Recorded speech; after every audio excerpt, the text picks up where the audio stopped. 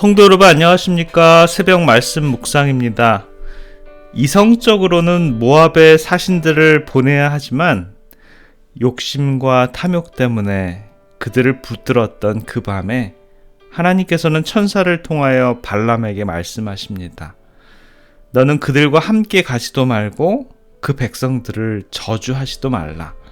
그들은 복을 받을 자니라 라고 기별을 전하십니다. 아침이 되어 발람은 마지못해서 사신들을 돌려보내었지만 그의 마음은 이미 그들과 함께 가고 있었지요.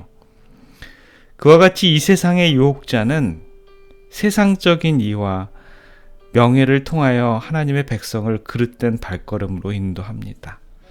탐욕과 사단의 권세욕에 빠진 하나님의 백성들은 때때로 이런 착각을 하게 되는데요. 세상적인 이윤을 얻기 위해 잠깐 하나님의 길에서 이탈했다가 이윤이 좀 회복되고 좀 살만하면 다시 하나님의 길을 따르면 되지라고 생각하기도 합니다. 이것이 바로 하나님을 등진 사람들, 사단이 유혹하기 좋아하는 부류의 사람들인 것이죠. 하나님께서 그들을 보시기에 참 안타까운 일이지만 그들은 그 올무에서 여간에서 빠져나올 수 없다라는 것을 잘 모르고 있는 것입니다. 거의 빠져나올 듯하면 사단은 그에게 더 큰 유혹으로 그들을 유혹하고요. 할 수만 있으면 그들의 마음에 흡족할 만큼 더 아름답고 더 유혹적으로 그들의 육감을 채우기 때문에 유혹을 물리치기가 쉽지가 않습니다. 발락은 발람을 이렇게 유혹합니다. 민수기 22장 16절 17절입니다. 청컨대 아무 곳에도 꺼리지 말고 내게로 오라. 내가 그대를 높여 크게 존귀케 하고 그대가 내게 말하는 것은 무엇이든지 시행하리니 청컨대 와서 나를 위하여 이 백성을 저주하라. 하나님의 뜻이 하나님의 선지자라고 공언된 발람에게 이르렀지만 발람은 발락에게 받은 최상급의 예후의 마음으로 거절하고 싶지 않은 것이었지요. 발람은 하나님의 뜻을 행하려고 노력하지 않고 오히려 자신의 길을 선택한 후에 하나님의 뜻을 돌리려고 애를 쓰는 모습을 보게 됩니다. 사랑하는 성도 여러분, 우리들의 삶은 어떻습니까?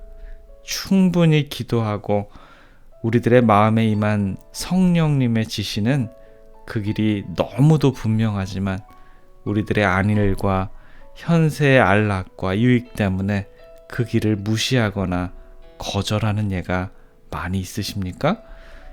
표면적으로는 우리가 양심적인 것처럼 빛을 구하기 위하여 하나님께 열렬히 기도하고 구하지만 그 속마음은 하나님께서 요구하시는 대로 하기를 주저하거나 싫어해서 핑계를 찾기 위해 선지자 발람처럼 몸부림치는 그러한 우리들의 모습은 아닌지요.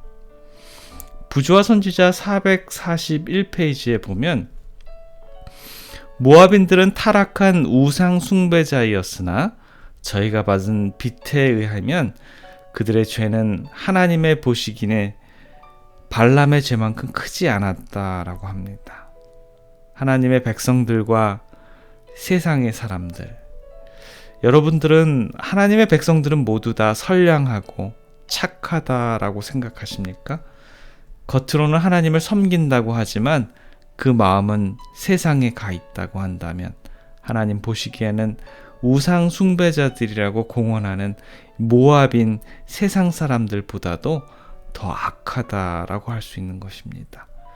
우리들의 마음이 죄악을 싫어하지 않고 끊임없이 유혹을 뿌리치지 못한다면 비록 우리들의 겉모습이 경건한 척 보인다 할지라도 우리들이 세상 사람들보다 더 악하고 나쁠 수 있음을 우리들에게 상기시켜 줍니다.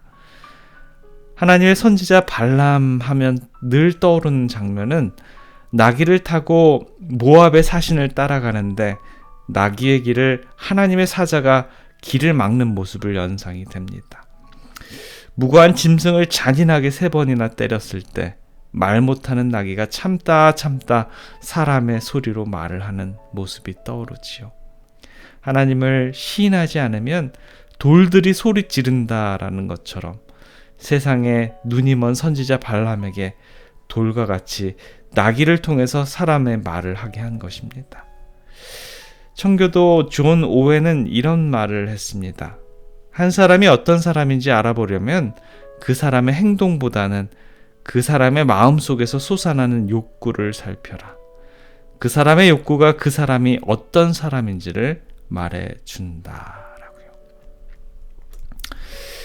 청지기에 보내는 권면 138페이지, 139페이지에 보면 성경은 썩지 않을 보화와 경쟁하는 위치에 재물을 둘 때에만 그 재물은 위험한 요소가 된다고 가르친다. 지상의 일시적인 것이 하나님께서 요구하시는 생각과 애정과 헌신을 흡수해 버릴 때 그것이 올무가 된다.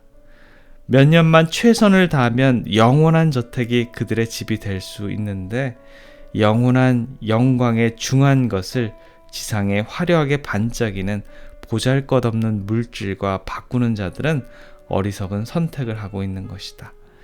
이런 일은 장자의 명분을 팥죽 한 그릇에 판 에서와 같은 교환이요, 미디안 왕의 보상을 위하여 하나님의 은총을 잃어버린 발람의 교환이며 은 30냥의 영광의 주를 팔아먹은 유다의 교환이다.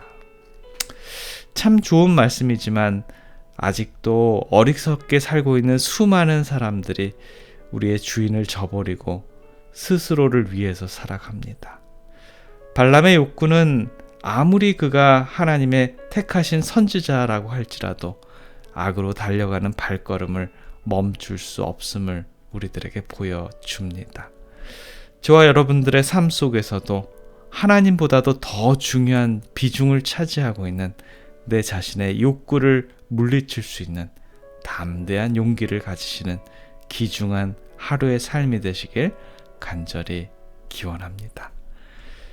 기도하겠습니다.